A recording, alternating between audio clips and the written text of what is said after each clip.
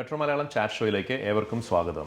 ഇന്ന് നമ്മുടെ അതിഥി ഫ്ലൈ വേൾഡ് മൈഗ്രേഷൻ ലോയേഴ്സ് ഡയറക്ടറും പ്രിൻസിപ്പൽ സോളിസിറ്ററുമായ താര നമ്പൂതിരിയാണ്. നമസ്കാരം താര. നമസ്കാരം കിരൺ. നമ്മൾ ഇന്നിപ്പം പുതിയതായിട്ട് ഇപ്പോൾ വാർത്തകളിൽ വരുന്നുണ്ട്, ഇവിടെ സ്കിൽഡ് മൈഗ്രേഷൻ, ഓസ്ട്രേലിയയിലേക്കുള്ള സ്കിൽഡ് മൈഗ്രേഷൻ കാറ്റഗറിയിൽ നിരവധി ഇപ്പോൾ 2024 അവസാന പാദങ്ങളിൽ. അപ്പോൾ അതിനെക്കുറിച്ച് പ്രേക്ഷകർക്കുണ്ടാവുന്ന ഒരു സംശയങ്ങളും ഒക്കെ ഉണ്ടാവും. താരം അതിനെക്കുറിച്ച് ഒന്ന് എക്സ്പ്ലെയിൻ ചെയ്യാൻ പറ്റുമോ? തീർച്ചയായിട്ടും. ഓസ്ട്രേലിയൻ മൈഗ്രേഷൻ ഒരു ബിഗ് ചേഞ്ചസിൽ കൂടിയാണ് കടന്നു പോകുന്നത്.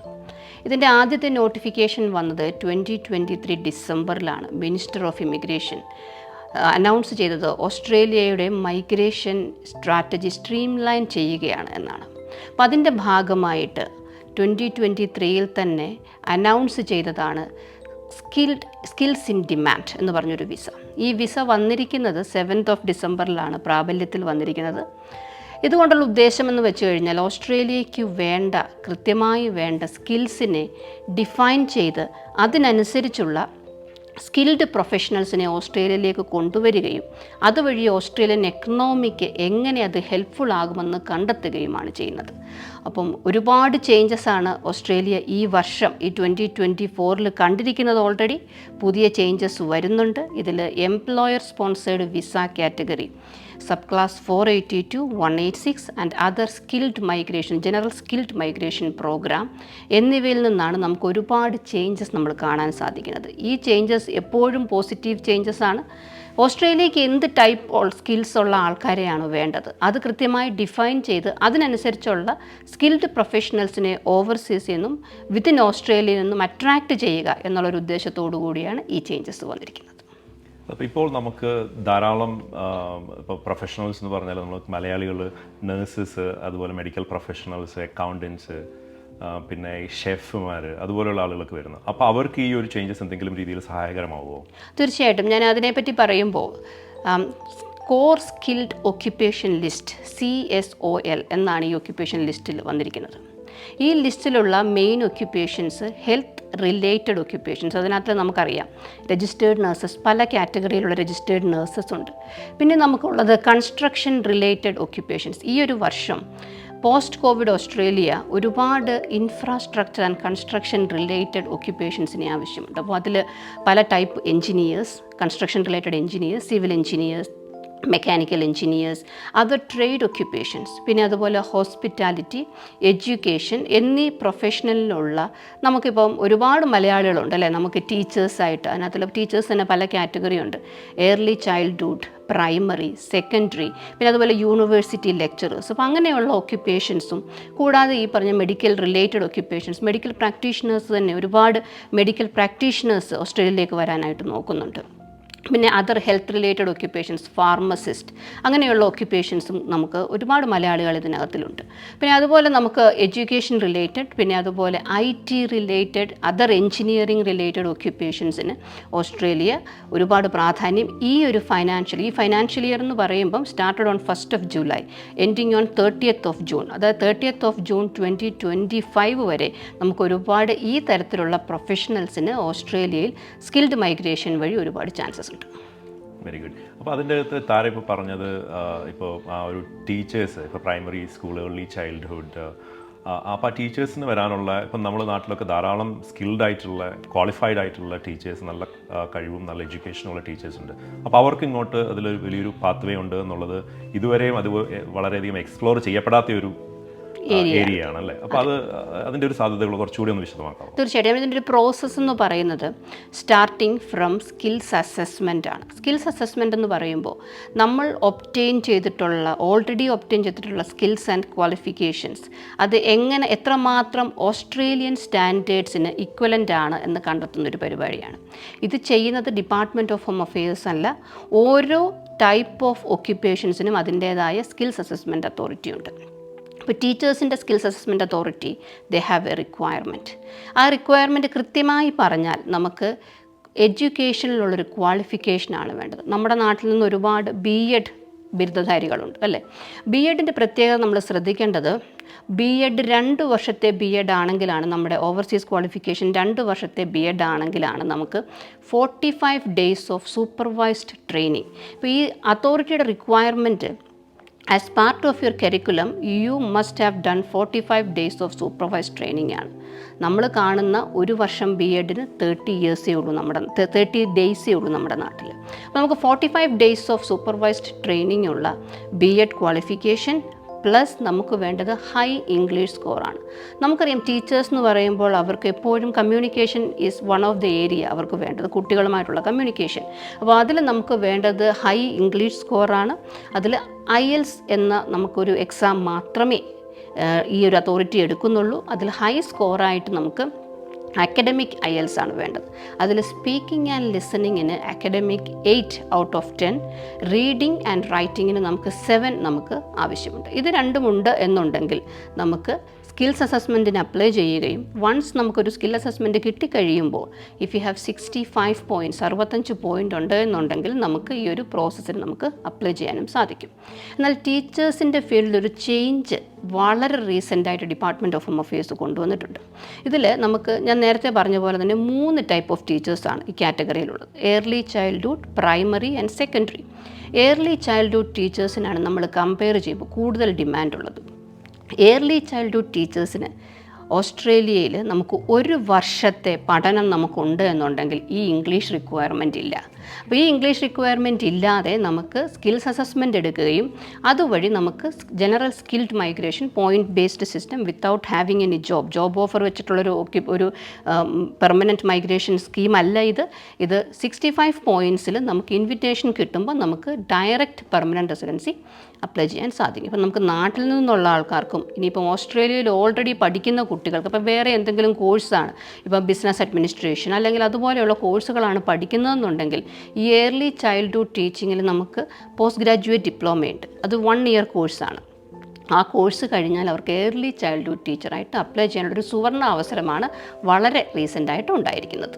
നിരവധി ആളുകൾക്ക് അറിയില്ലാത്ത ഒരു തീർച്ചയായിട്ടും വളരെയധികം ഉപകാരപ്രദമാകുന്ന തീർച്ചയായിട്ടും വാക്കുകൾ. അതെ. നമ്മൾ വേറൊരു ചെറിയ ഡൈവേർട്ട് ചെയ്ത് പോവുകയാണെങ്കിൽ നഴ്സിംഗിനെ കുറിച്ച് കുറച്ച് മുമ്പ് പറഞ്ഞു. അപ്പം മുന്നേ ഇപ്പോൾ ബ്രിഡ്ജിങ് കോഴ്സ് അതുപോലെയുള്ള കാര്യങ്ങളൊക്കെ ചെയ്ത് ഓസ്ട്രേലിയയിലേക്ക് ഡയറക്റ്റായിട്ട് നഴ്സസ് വന്നിരുന്നു, രജിസ്റ്റേർഡ് നഴ്സസ്. ഇപ്പോൾ പക്ഷേ കൂടുതലായിട്ടും മറ്റു രാജ്യങ്ങൾ, ഇപ്പം ന്യൂസിലൻഡ് വഴി വരുന്നുണ്ട്, അതുപോലെ മറ്റ് യൂറോപ്യൻ രാജ്യങ്ങൾ UK വർക്ക് ചെയ്തിരിക്കുന്ന മലയാളി നഴ്സുമാർ മിഡിൽ ഈസ്റ്റിൽ നിന്ന് വരുന്നുണ്ട്. അപ്പോൾ ആ ഒരു പാത്ത് വേ ചേഞ്ച് ഉണ്ടല്ലോ ഇപ്പം, അത് കുറച്ചൊന്ന് എക്സ്പ്ലെയിൻ ചെയ്യാൻ പറ്റും? തീർച്ചയായിട്ടും. നമ്മൾ രജിസ്റ്റേർഡ് നഴ്സസ് എന്ന് പറയുന്നത് ഇവിടെ വളരെ അധികം സോട്ട് ആഫ്റ്റർ ആയിട്ടുള്ള ഒരു ഒക്യുപ്പേഷനാണ്. ഈ ഒക്യുപ്പേഷൻ സോട്ട് ആഫ്റ്റർ ആണെങ്കിലും ഈ ഒക്യുപ്പേഷനിൽ കൃത്യമായി നമുക്കതിനുള്ള രജിസ്ട്രേഷൻ റിക്വയർമെൻറ്റ്സ് നമ്മൾ മീറ്റ് ചെയ്തില്ലെങ്കിൽ ഇതിലേക്ക് നമുക്ക് എത്തിപ്പെടാൻ സാധിക്കുകയുമില്ല. ഇതിൻ്റെ ഒരു ഹിസ്റ്ററി നമ്മൾ പരിശോധിച്ചാൽ പണ്ട് കിരൺ പറഞ്ഞ പോലെ തന്നെ നമ്മൾ ബ്രിഡ്ജിങ് കോഴ്സ് എടുക്കുകയായിരുന്നു. 3 മാസത്തെ കോഴ്സ് പഠിച്ചു കഴിഞ്ഞ് നമുക്ക് റെലവൻറ്റ് ഇംഗ്ലീഷ് സ്കോർ ഉണ്ടെങ്കിൽ നമുക്ക് രജിസ്ട്രേഷൻ എടുക്കാൻ സാധിക്കുമായിരുന്നു.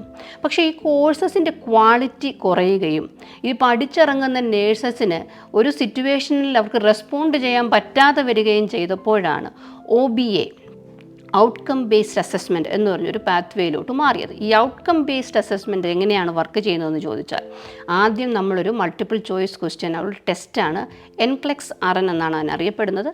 ആ ടെസ്റ്റ് പാസ്സായി അത് കഴിഞ്ഞ് സെക്കൻഡ് സ്റ്റേജിൽ ഓസ്ട്രേലിയയിൽ വന്ന്, അതിലാണ് നമുക്ക് ടെസ്റ്റ് സെൻറ്റേഴ്സ് ഉള്ളത് അഡിലേഡിലും മെൽബണുമാണ്. നമുക്ക് ഈ ടെസ്റ്റ് സെൻറ്ററിൽ വന്ന് നമുക്ക് എന്തറിയാം എന്നുള്ളൊരു സിമുലേഷൻ ടെസ്റ്റിൽ അത് കാണിച്ചു കൊടുക്കുകയും ചെയ്യണം. അതിന് OSCE എന്നാണ് അറിയപ്പെടുന്നത്. ഈ ടെസ്റ്റും പാസ്സായി കഴിയുമ്പോഴാണ് നമുക്ക് നേഴ്സിംഗിൻ്റെ രജിസ്ട്രേഷൻ അതോറിറ്റിയായ ആഫ്രയുടെ രജിസ്ട്രേഷൻ നമുക്ക് എടുക്കാൻ സാധിക്കുകയും അതുവഴി ആൻമാക് സ്കിൽസ് അസസ്മെൻ്റ് എടുത്ത് സ്കിൽഡ് മൈഗ്രേഷന് അപ്ലൈ ചെയ്യാനും സാധിക്കുന്നത്. ന്യൂസിലൻഡ് പാത്വേ വഴി നമുക്ക് ഓസ്ട്രേലിയയിലേക്ക് രജിസ്ട്രേഷൻ എടുക്കുന്ന ഒരു രീതിയും നമ്മൾ കാണുന്നുണ്ട്. ന്യൂസിലൻഡ് OSCE എഴുതി ന്യൂസിലൻഡ് രജിസ്ട്രേഷൻ എടുക്കുകയാണ് നമ്മുടെ ആദ്യത്തെ സ്റ്റെപ്പ്. ന്യൂസിലൻഡ് രജിസ്ട്രേഷനുള്ളൊരു നേഴ്സിന് TTMRA പാത്വേ വഴി, അതായത് ട്രാൻസ് ടാസ്മൻ മ്യൂച്വൽ റെക്കഗ്നീഷൻ അറേഞ്ച്മെൻറ്റ്, ഓസ്ട്രേലിയയും ന്യൂസിലൻഡും തമ്മിലുള്ള അറേഞ്ച്മെൻറ്റാണ്. ഈ അറേഞ്ച്മെൻറ്റ് വഴി ന്യൂസിലൻഡ് രജിസ്ട്രേഡ് നേഴ്സസിന് ഓസ്ട്രേലിയയിൽ രജിസ്ട്രേഷൻ എടുക്കുകയും അതുവഴി നമുക്ക് പെർമനൻറ്റ് റെസിഡൻസിക്ക് ഫ്യൂച്ചറിൽ അപ്ലൈ ചെയ്യാൻ സാധിക്കുകയും ചെയ്യുന്നുണ്ട്. അപ്പോൾ നമുക്ക് ഒരുപാട് മലയാളികളായിട്ടുള്ള രജിസ്റ്റേർഡ് നേഴ്സസ് നമുക്ക് ഇന്ത്യയിൽ മാത്രമല്ല പല രാജ്യങ്ങളിലുണ്ട്. അപ്പോൾ അവർക്കൊക്കെ ഈ ഒരു പാത്വേ വളരെയധികം പ്രയോജനപ്പെടുന്നതാണ്. അപ്പോൾ ഈ OSCE ആയിട്ട് ബന്ധപ്പെട്ട് ഫ്ലൈവോൾഡ് എന്തെങ്കിലും കൂടുതലായിട്ട് സൗകര്യങ്ങൾ മറ്റുള്ള രാജ്യങ്ങളിൽ ചെയ്യുന്നുണ്ടോ? തീർച്ചയായിട്ടും. ഫ്ലൈവോൾഡ് മൈഗ്രേഷൻ ലോയേഴ്സ് ഓസ്ട്രേലിയയിൽ എസ്റ്റാബ്ലിഷ്ഡ് ആയിട്ടുള്ളൊരു ലോ ഫേമാണ്. നമുക്ക് മിഡിൽ ഈസ്റ്റിൽ, നമുക്ക് ഇന്ത്യയിൽ, നമുക്ക് UK നമുക്ക് ഓഫീസസ് ഉണ്ട്. ഓസ്കിയെ സംബന്ധിച്ച് ഫ്ലൈ വേൾഡ് എന്താണ് ചെയ്യുന്നതെന്ന് ചോദിച്ചാൽ ഓസ്കി ട്രെയിനിങ് ഫ്ലൈ വേൾഡ് കൊടുക്കുന്നുണ്ട്. അത് ദുബായ് ഒരു സ്ഥാനത്തുണ്ട്, പിന്നെ നമുക്ക് കേരളത്തിലും നമുക്ക് ഓസ്കിയുടെ ട്രെയിനിങ് കൊടുക്കുന്നുണ്ട്. അപ്പം നിങ്ങളൊരു രജിസ്റ്റേർഡ് നേഴ്സാണ്, ബാച്ചിലർ ലെവൽ കോഴ്സ് കഴിഞ്ഞിട്ടുള്ള രജിസ്റ്റേർഡ് നേഴ്സാണെങ്കിൽ നമ്മളെ സമീപിച്ചാൽ എൻക്ലെക്സ് ആറിൻ്റെ ട്രെയിനിങ്, ഓസ്കിയുടെ ലാബ്, അതായത് സിമുലേഷൻ ആണല്ലോ, അപ്പോൾ നമ്മൾ എന്താണ് ചെയ്യേണ്ടതെന്ന് കാണിച്ചു കൊടുക്കുകയാണ്. അപ്പോൾ അതിനനുസരിച്ചുള്ള ട്രെയിനിങ് വഴി, അതുമാത്രമല്ല അത് കഴിഞ്ഞാൽ എങ്ങനെ നമുക്ക് ആഫ്റ്റർ രജിസ്ട്രേഷൻ എടുക്കാം, അവിടെ നിന്ന് എങ്ങനെ ആൻമാക് രജിസ്ട്രേഷൻ നമുക്ക് എടുത്തു കൊടുക്കാനായി സാധിക്കും, അതുവഴി സ്കിൽഡ് മൈഗ്രേഷൻ വഴി ഓസ്ട്രേലിയയിൽ പെർമനൻറ്റ് റെസിഡൻസിക്ക് ഒരുപാട് കാലങ്ങളായിട്ട് ഫ്ലൈ വേൾഡ് ഒരുപാട് ആൾക്കാരെ നമ്മൾ സഹായിച്ചിട്ടുണ്ട്. ഏകദേശം 7000-ഓളം ആൾക്കാരാണ് ഫ്ലൈ വേൾഡ് വഴി കഴിഞ്ഞ വർഷങ്ങളിൽ പെർമനൻറ്റ് റെസിഡൻ്റായിട്ട് ഓസ്ട്രേലിയയിൽ എത്തിയിട്ടുള്ളത്. വളരെ ഒരു നല്ല വലിയൊരു നമ്പറാണ്. മലയാളി ഓർഗനൈസേഷനെ സംബന്ധിച്ചിടത്തോളം 7000 മലയാളികളെ ഓസ്ട്രേലിയയിൽ എത്തിക്കാൻ വേണ്ടി നിങ്ങൾക്ക് സഹായിക്കാൻ പറ്റി എന്ന് പറയുന്നത് ഒരു തീർച്ചയായിട്ടും വലിയൊരു അച്ചീവ്മെൻറ്റ് തന്നെയാണ്. തീർച്ചയായിട്ടും. അപ്പോൾ അതിലധികവും ഈ മെഡിക്കൽ പ്രൊഫഷണൽസ് ആണോ അതോ മറ്റുള്ള? മെഡിക്കൽ പ്രൊഫഷണൽസ് ആണ്.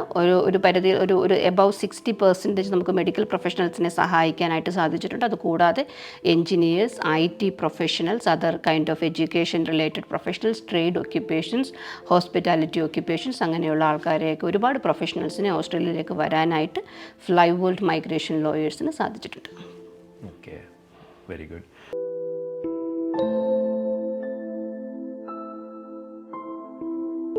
അപ്പം നമ്മൾ പുതിയതായിട്ട് ഈ ഒരു പെർസ്പെക്റ്റീവിൽ നമ്മൾ ഈ മൈഗ്രേഷൻ്റെ ഒരു കാര്യങ്ങൾ പോയിക്കൊണ്ടിരിക്കുമ്പോൾ ഇതിൽ ധാരാളം സ്കാംസ് നടക്കുന്നുണ്ട്. ധാരാളം ആളുകൾ പലവിധ സ്പെക്കുലേഷൻസ് പറഞ്ഞ് ഇപ്പം സോഷ്യൽ മീഡിയയുടെ ഒരു ദുരുപയോഗം ചെയ്യുന്ന ഒരു കാലം കൂടിയാണല്ലോ. അപ്പോൾ ആ ഒരു ഇതിനെക്കുറിച്ച് എന്തെങ്കിലും ഒന്ന് പറയാമോ? ആ ഒരു സ്കാം ഓസ്ട്രേലിയയായിട്ട് ബന്ധപ്പെട്ടിട്ട് നടക്കുന്ന മൈഗ്രേഷൻ റിലേറ്റഡ് സ്കാംസ് താരയുടെ അറിവിൽ എന്തെങ്കിലുമൊക്കെ ഉണ്ടോ? ഒരുപാട് സ്കാംസ് നമ്മൾ കാണുകയും അതിൻ്റെ വിക്ടിംസിന് ഉള്ള കൺസൾട്ടേഷൻസ് കൊടുക്കുകയും ചെയ്തിട്ടുണ്ട്. നമ്മൾ ഒരുപാട് പ്രൊഫഷണൽസ് തന്നെ ഈ സ്കാംസിൽ പെടുകയും അതുവഴി ഒരുപാട് അവർക്ക് പൈസ നഷ്ടം വരികയും ചെയ്യുന്നതായിട്ട് കാണുന്നുണ്ട്. ഇതിന് നമ്മൾ കുറച്ച് പിന്നിലേക്ക് നമ്മൾ എടുത്തു കഴിഞ്ഞാൽ എല്ലാവർക്കും ഓസ്ട്രേലിയയിലേക്ക് വരിക എന്ന് പറയുമ്പോൾ മറ്റുള്ള കൺട്രീസിലേക്ക് നമ്മുടെ നാട്ടിൽ നിന്നും ഓസ്ട്രേലിയയിൽ വന്നിട്ടാണെങ്കിലും പെർമനൻ്റ് ആകുക എന്ന് പറയുമ്പോൾ അതൊരു ജോബ് ഓഫർ എന്ന് പറഞ്ഞൊരു ഘടകം ഉള്ളതായിട്ടാണ് ഒരു പൊതുവായിട്ടുള്ളൊരു അറിവ്. അപ്പോൾ അതുകൊണ്ട് തന്നെ ഈ ജോലി കിട്ടാനായി എന്തും ചെയ്യുന്ന ഒരവസ്ഥ അല്ലേ, ജോലി കിട്ടാനായി പറയുകയാണ് നിങ്ങൾ ഇത്ര ക്യാഷ് നിങ്ങൾ അടച്ചാൽ നിങ്ങൾക്കൊരു ജോബ് ഓഫർ തരാം. ഓസ്ട്രേലിയയെ പറ്റി നമ്മൾ നോക്കുമ്പോൾ ശ്രദ്ധിക്കേണ്ട കാര്യം, നമുക്ക് ഒരാൾക്കും ക്യാഷ് കൊടുത്ത് ജോബ് ഓഫർ വാങ്ങിക്കാൻ സാധിക്കില്ല, അത് ഇല്ലീഗലാണ്. നിങ്ങൾ ഇത്ര പൈസ കൊടുത്താൽ നിങ്ങൾക്കൊരു ജോബ് ഓഫർ തരാം എന്ന് പറയുന്നത് ഇല്ലീഗലാണ്. കാര്യം നിങ്ങൾക്കൊരു ജോലി തരേണ്ടത് ആ എംപ്ലോയറിന് ഒരു ജെനുവിനായിട്ടുള്ളൊരു പൊസിഷൻ ഉണ്ടെങ്കിൽ മാത്രമാണ്. അതല്ലാതെ നമുക്ക് ആ ഒരു ജോലി എംപ്ലോയറിന് തരാനായിട്ട് സാധിക്കുന്നില്ല. അപ്പോൾ അങ്ങനെ ചെയ്യുമ്പോൾ, അങ്ങനെ ക്യാഷ് വാങ്ങിക്കുമ്പോൾ ആ എംപ്ലോയർ ചെയ്യുന്നത് ഇല്ലീഗലായിട്ടുള്ളൊരു കാര്യമാണ്. ഇനി അങ്ങനെ ഇല്ലീഗലായിട്ട് എംപ്ലോയർ ചെയ്യുന്ന കാര്യത്തിൽ നമ്മൾ പെടുമ്പോൾ സംഭവിക്കുന്നത് എയർപോർട്ടിൽ പിടിച്ചു നിർത്തുക. നമുക്ക് വിസ കിട്ടി എയർപോർട്ടിലെത്തുമ്പോൾ ബോഗസ് ഡോക്യുമെൻറ്റ്സ്, എംപ്ലോയർ ഓതറൈസ്ഡ് അല്ല, പിടിച്ചു നിർത്തുക. അല്ലെങ്കിൽ അതുവഴി ഇങ്ങനെ കടന്നാൽ തന്നെ ഓസ്ട്രേലിയയിൽ എത്തുമ്പോൾ എന്തെങ്കിലും ഒരു കാര്യത്തിന്, ഇപ്പോൾ ഡ്രൈവേഴ്സ് ലൈസൻസ് അല്ലെങ്കിൽ എന്തെങ്കിലും ഒരു കാര്യത്തിന് നമ്മൾ അപ്ലൈ ചെയ്യുമ്പം നമ്മുടെ ഡോക്യുമെൻറ്റ്സ് ചെക്ക് ചെയ്യുമ്പം അത് കൃത്യമായിട്ടുള്ളൊരു 482 വിസയാണെങ്കിൽ ആ എംപ്ലോയർ ഫ്രോഡ് ആണെന്നുണ്ടെങ്കിൽ ഗെറ്റിംഗ് ഡീപ്പോർട്ടഡ് ആകുക. ഇപ്പം നമ്മൾ നാട്ടിൽ നിന്ന് നമുക്കറിയാം, ഓസ്ട്രേലിയ ഉള്ളവരാണെങ്കിലും നമുക്കറിയാം, നല്ല രീതിയിൽ ക്യാഷ് മുടക്കിയാണ് അല്ലേ പഠിക്കാനായിട്ട് വരുന്ന കുട്ടികളാണെങ്കിലും ഇതുപോലെ ഒരു എമൗണ്ട് കൊടുക്കണമെങ്കിൽ ഒരു പക്ഷേ വീടൊക്കെ പണയം വെച്ചിട്ടായിരിക്കും ഇതൊക്കെ ചെയ്യുന്നത്. അപ്പം അങ്ങനെ ഒരാൾക്ക് ഒരു ഡീപ്പോർട്ടേഷനൊന്നും ഫേസ് ചെയ്യാൻ പറ്റില്ല. അങ്ങനെ ഒരാൾ ഡീപ്പോർട്ട് ചെയ്താൽ എങ്ങോട്ട് പോകും അല്ലേ? അപ്പോൾ അതുകൊണ്ട് it is very very important. First thing we need to understand is cash കൊടുത്ത് പെർമനൻറ്റ് റെസിഡൻസി വാങ്ങിക്കാൻ ശ്രമിക്കാതിരിക്കുക.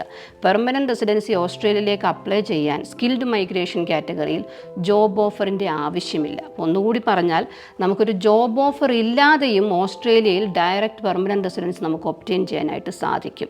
ഇനി ഒരു ജോബ് ഓഫർ കിട്ടുന്നുണ്ട് എന്നുണ്ടെങ്കിൽ എംപ്ലോയർ ജെനുവിൻ ആണോ എന്ന് നോക്കുക. എംപ്ലോയറിന് സ്റ്റാൻഡേർഡ് ബിസിനസ് സ്പോൺസർഷിപ്പ് ഉണ്ടോ, അതൊരു ലൈസൻസ് ആണ് to employ people from overseas, അതിനുള്ള ലൈസൻസ് ഉണ്ടോ എന്ന് തിരക്കുക. ഇനി ആ ലൈസൻസ് ഇല്ലെങ്കിൽ ആ എംപ്ലോയർ ആ ലൈസൻസ് എടുക്കട്ടെ. നമുക്കുള്ള ഓഫറിൽ, നമുക്ക് തരുന്ന ജോബ് ഓഫറിൽ സർട്ടൻ എമൗണ്ട് ഓഫ് മണിയാണ് നമുക്ക് ത്രഷോൾഡായിട്ട് ഡിപ്പാർട്ട്മെൻറ്റ് ഓഫ് ഹോം അഫെയേഴ്സ് പറഞ്ഞിരിക്കുന്നത്.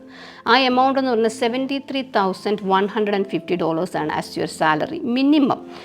നമുക്ക് മാർക്കറ്റ് സാലറി പേ ചെയ്യണം, പക്ഷേ അത് cannot be less than 73,150.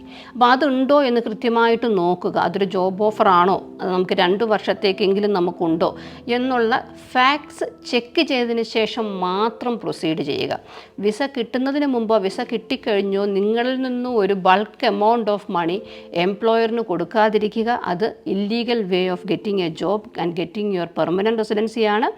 U will face problems. അത് നമ്മൾ ഒരു പക്ഷേ ഇത് അതോറിറ്റിയുടെ കണ്ണിൽ പെടാതെ ഓസ്ട്രേലിയയിൽ എത്തിപ്പോയാലും ഫ്യൂച്ചറിൽ of course when you apply for citizenship അല്ലേ, you have to provide all these documents.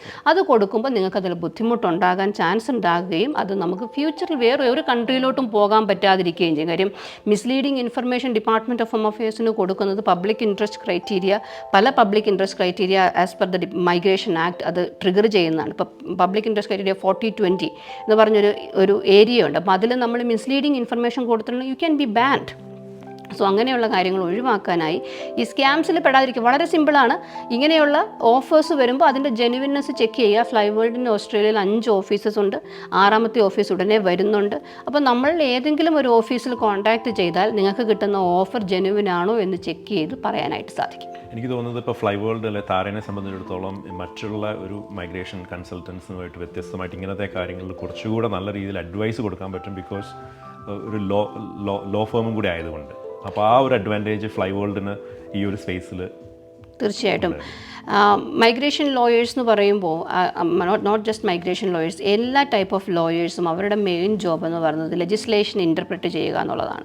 അപ്പോൾ പാർലമെൻറ്റാണ് ലെജിസ്ലേഷൻ ഉണ്ടാക്കുന്നത്. അപ്പോൾ ഈ പാർലമെൻറ്റിൽ ഒരു ലെജിസ്ലേഷൻ പാസ്സാകണമെങ്കിൽ ഒരുപാട് ഡിസ്കഷൻസും അതിനനുസരിച്ചുള്ള പോളിസീസും എല്ലാം അവർ കൊണ്ടുവരുന്നുണ്ട്. അപ്പോൾ ഇതിനനുസരിച്ച് ആ ലെജിസ്ലേഷനെ ഇൻ്റർപ്രറ്റ് ചെയ്ത് why we think this has to happen എന്നുള്ള ആപ്ലിക്കേഷൻ കൊടുക്കുമ്പോഴാണ് it's actually beneficial for authorities to make a favourable decision. അപ്പോൾ ഈ ഒരു ഫൈനാൻഷ്യൽ ഇയറിൽ സ്കിൽഡ് മൈഗ്രേഷനിൽ നമുക്ക് ഒരുപാട് പൊസിഷൻസ് ആണ് അവർ പറഞ്ഞിരിക്കുന്നത്. 185,000 ആണ് കോട്ട പറഞ്ഞിരിക്കുന്നത്.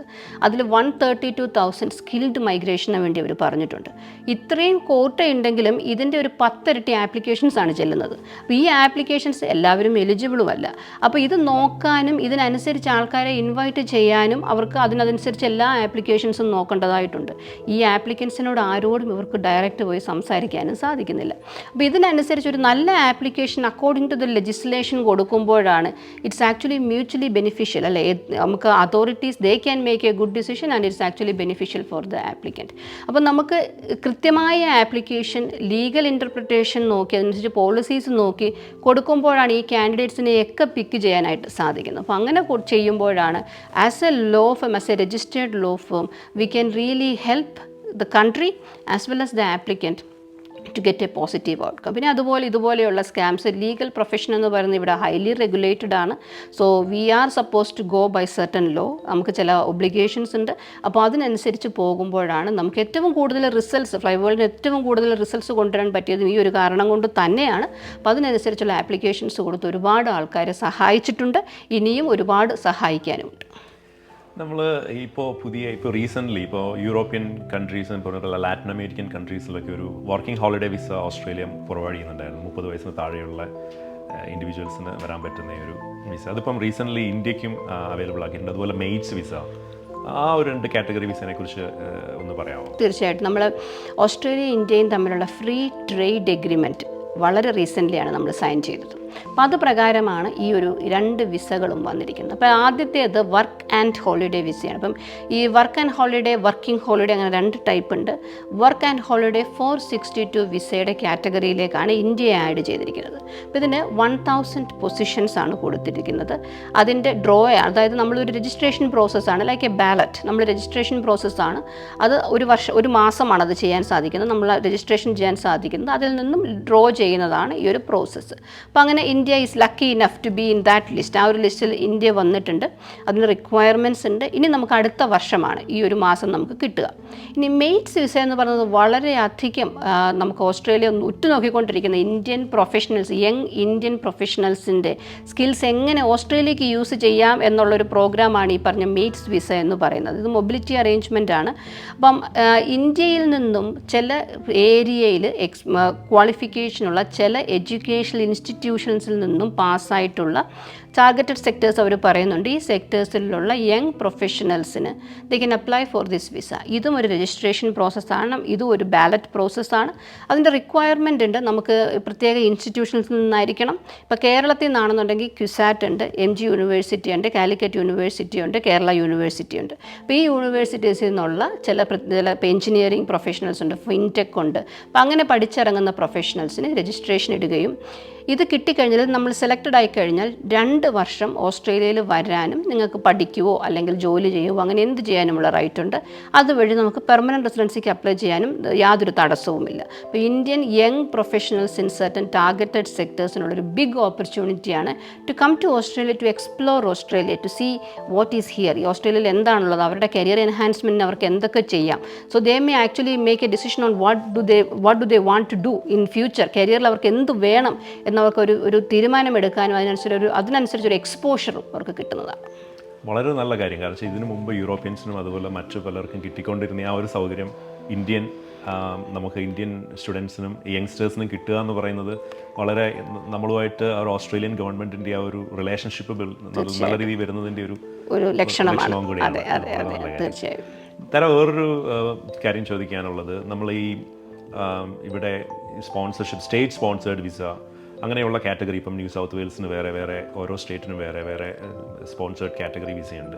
അപ്പോൾ അതിൻ്റെ നമ്പേഴ്സ് അതെങ്ങനെയാണ് ചെയ്യുന്നത്? അത് ഈ ജനറൽ കാറ്റഗറി വിസയിൽ നിന്ന് വ്യത്യസ്തമായിട്ട് അതിൽ കിട്ടാൻ സൗകര്യം കൂടുതലുണ്ടോ? തീർച്ചയായിട്ടും. നമ്മൾ സ്കിൽഡ് മൈഗ്രേഷൻ കാറ്റഗറിയിൽ, ജനറൽ സ്കിൽഡ് മൈഗ്രേഷൻ കാറ്റഗറിയിൽ 3 ടൈപ്സ് ഓഫ് വിസാസാണ്, 3 സബ് ക്ലാസ്സസ് എന്നാണ് ഇതിനെ അറിയപ്പെടുന്നത്. Sub class 189, 190 and 491. 189 എന്ന് പറയുന്നത് ഇൻഡിപെൻഡൻറ്റ് വിസയാണ്. No state can sponsor you. അപ്പോൾ ഈ ഇൻഡിപെൻഡൻറ്റ് വിസയിൽ 65 പോയിൻറ്റ്സ് ഉണ്ടാവണം. നിങ്ങളുടെ ഒക്യുപ്പേഷൻ ഒരു പർട്ടിക്കുലർ ഒക്യുപ്പേഷൻ ലിസ്റ്റിലുണ്ടാകണം. So you can get invited and apply for the visa. പക്ഷേ ഇതല്ലാതെ നമുക്ക് സ്റ്റേറ്റ് സ്പോൺസേർഡ് വിസാസ് ഉണ്ട്. അപ്പോൾ ഞാൻ നേരത്തെ പറഞ്ഞ പോലെ തന്നെ കുറേ quotas department of home affairs എല്ലാ ഫൈനാൻഷ്യൽ ഇയർ ബിഗിനിങ്ങിലും അനൗൺസ് ചെയ്യുന്നുണ്ട്. അപ്പോൾ ഇതിൽ സ്റ്റേറ്റ്സിന് ഒരു സ്പെസിഫിക് കോട്ട കൊടുക്കുന്നുണ്ട്. അപ്പോൾ സ്റ്റേറ്റ്സിന് അവർക്ക് ഇഷ്ടമുള്ള പ്രൊഫഷണൽസിനെ, അവർക്ക് വേണ്ട പ്രൊഫഷണൽസിനെ അവർക്ക് അട്രാക്റ്റ് ചെയ്യാനുള്ളൊരു പ്രോസസ്സാണ് ഈ സബ് ക്ലാസ് 190 ആൻഡ് 491. ഇതിൻ്റെ പ്രത്യേകത, നമ്മൾ അപ്ലൈ ചെയ്യുമ്പം States will also contribute points. ഇപ്പം സബ് ക്ലാസ് 190ക്ക് നമുക്ക് 5 പോയിൻറ്റ്സ് ആണ് നമുക്ക് സ്റ്റേറ്റ് തരിക. അപ്പോൾ ആ സ്റ്റേറ്റ് 5 പോയിൻറ്റ് നമുക്ക് തരുമ്പോൾ അതിൻ്റെ ഒരു പ്രത്യേകത എന്ന് വെച്ചാൽ ഏത് സ്റ്റേറ്റാണോ നിങ്ങൾക്ക് 5 പോയിൻറ്റ് തന്നത്, നമ്മൾ ആ സ്റ്റേറ്റിൽ ഉണ്ടാവണം for the first 2 years of the visa grand. അത് വളരെ അധികം റീസണബിൾ ആണല്ലേ. ഇപ്പോൾ ഒരു വിക്ടോറിയ നമ്മളെ സ്പോൺസർ ചെയ്യുമ്പോൾ Victoria wants you to be here and contribute their economy. അതാണ്. അപ്പം എന്നാൽ 491 എന്ന് പറയുന്നത് അതിലും പോപ്പുലർ ആയിട്ടുള്ളൊരു വിസയാണ്. ഈ 5 പോയിൻറ്റിന് പകരം 15 പോയിൻറ്റ് സ്റ്റേറ്റ് നമുക്ക് തരും. ഈ 15 പോയിൻറ്റ് കൊണ്ട് നമുക്ക് സ്റ്റേറ്റിൻ്റെ സ്പെസിഫിക് ഏരിയകളിലാണ് നമുക്ക് 3 വർഷം നിൽക്കേണ്ടത്. 491 ഒരു പ്രൊവിഷണൽ വിസയാണ്. അതായത് പ്രൊവിഷണൽ വിസ എന്ന് പറഞ്ഞാൽ a visa that leads to permanent residency. 3 വർഷം കഴിയുമ്പോഴാണ് സബ് ക്ലാസ് 191 പെർമനൻറ്റ് റെസിഡൻസിയിലേക്ക് നമുക്ക് അപ്ലൈ ചെയ്യാനായിട്ട് സാധിക്കുന്നത്.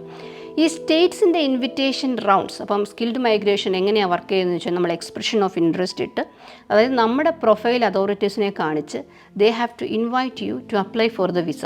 അപ്പോൾ ഇൻവിറ്റേഷൻ റൗണ്ട്സ് ആണ് കണ്ടക്ട് ചെയ്യുക. അപ്പോൾ ഇൻവിറ്റേഷൻ റൗണ്ട്സ് സ്റ്റേറ്റ്സ് വളരെ ഫ്രീക്വൻ്റ് ആയിട്ട് നടത്തുന്നുണ്ട്. State of Victoria so far from 1 July until today 5 invitation rounds നടത്തിയിട്ടുണ്ട് already. Latest invitation round was New South Wales, state of New South Wales ആണ്. New South Wales ആണ് ഏറ്റവും ലേറ്റായിട്ട് open ആക്കിയിട്ടുള്ള സ്റ്റേറ്റ്. പക്ഷേ ന്യൂ സൗത്ത് വെയിൽസിൻ്റെ ഇൻവിറ്റേഷൻ റൗണ്ട്സ് നടക്കുന്നുണ്ട് വെരി റീസെൻ്റ്ലി. അതായത് yesterday day before New South Wales invitation for sub class 190 നടത്തിയിട്ടുണ്ട്. അപ്പം വിക്ടോറിയയുടെ ലേറ്റസ്റ്റ് ഇൻവിറ്റേഷൻ റൗണ്ട് ഒരു ഹ്യൂജ് റൗണ്ടായിരുന്നു. മോർ ദാൻ 70 ഇൻവിറ്റേഷൻസ് ഫ്ലൈ വേൾഡിന് കിട്ടിയിട്ടുണ്ട്. ന്യൂ സൗത്ത് വെയിൽസിൻ്റെ ലേറ്റസ്റ്റ് ഇൻവിറ്റേഷൻ റൗണ്ടിൽ ഫ്ലൈ വേൾഡിന് ഒരുപാട് രജിസ്റ്റേർഡ് നേഴ്സസ്, നമുക്ക് ഫിറ്റേഴ്സ്, അതുപോലെയുള്ള ബിൽഡിംഗ് കൺസ്ട്രക്ഷൻ റിലേറ്റഡ് ഒക്യുപ്പേഷൻസ്, എഞ്ചിനീയേഴ്സിന് ഇൻവിറ്റേഷൻസ് കിട്ടിയിട്ടുണ്ട്. അതുപോലെ ഹെൽത്ത് റിലേറ്റഡ് ആയിട്ട് ഒക്യുപ്പേഷണൽ തെറാപ്പി, ഫിസിയോതെറാപ്പി എന്നുള്ള ഒക്യുപ്പേഷൻസിനും ഇൻവിറ്റേഷൻസ് കിട്ടിയിട്ടുണ്ട്. അപ്പോൾ ഇതിൻ്റെ ഒരു പ്രത്യേകത എങ്ങനെയാണെന്ന് വെച്ചാൽ നമുക്കൊരു ഒക്യുപ്പേഷൻ ഉണ്ട്, നമ്മൾ കണ്ടുപിടിക്കുകയാണ്, okay I have an occupation from the list. നമുക്ക് ഈ 3 വിസ കാറ്റഗറിക്കും നമ്മുടെ എലിജിബിലിറ്റി അനുസരിച്ച് അപ്ലൈ ചെയ്യാൻ സാധിക്കും. അതായത് 189, 190 ആൻഡ് 491 സൈമൾട്ടേനിയസ്ലി നമുക്ക് ഇടാനായിട്ട് സാധിക്കും. അതിലേതിനാണോ നമുക്ക് ആദ്യം ഇൻവിറ്റേഷൻ കിട്ടുന്നത്, അല്ലെങ്കിൽ അല്ലെങ്കിൽ നമുക്ക് ഇഷ്ടമുള്ള സ്റ്റേറ്റിലേക്ക് നമുക്ക് ചൂസ് ചെയ്യുകയും അതുവഴി നമുക്ക് പെർമനൻറ്റ് റെസിഡൻസി കിട്ടാനുള്ള സാധ്യതകൾ കൂടുകയും ചെയ്യണം. ഇപ്പോൾ ഈ സ്കിൽഡ് മൈഗ്രേഷൻ എന്ന് പറയുന്ന ഒരു ബിഗ് ഏരിയയാണ്. You don't need a job. First of all you don't need to have a job, and if you have those skills which are required by the country, of course we can apply for your permanent residency through putting an expression of interest.